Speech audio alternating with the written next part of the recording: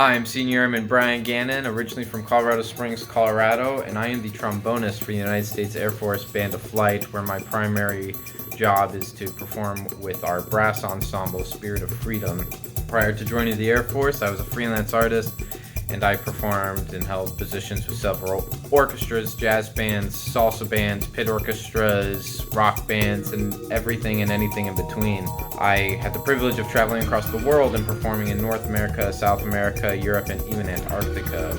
I've been active duty for about 3 years now, and I was inspired to join from hearing performances of the Air Force Academy Band out in Colorado Springs and seeing the impact they had not just on our community, but the positive impact they had across the nation, across the world. And I knew then and there that this was the job for me.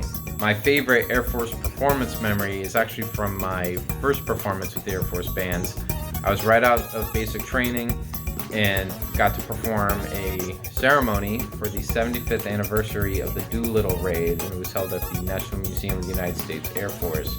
It was great because the speaker, our Chief of Staff, General David L. Goldfein, paid tribute to the now late Lieutenant Colonel retired Richard E. Cole, who then was the sole survivor of the Doolittle Raid. Not only do we get to go out in the communities and tell the Air Force story, but it's also quite humbling to play for such an important military ceremony, and many of these ceremonies are quite somber, and it really gives me a new purpose for playing my instrument.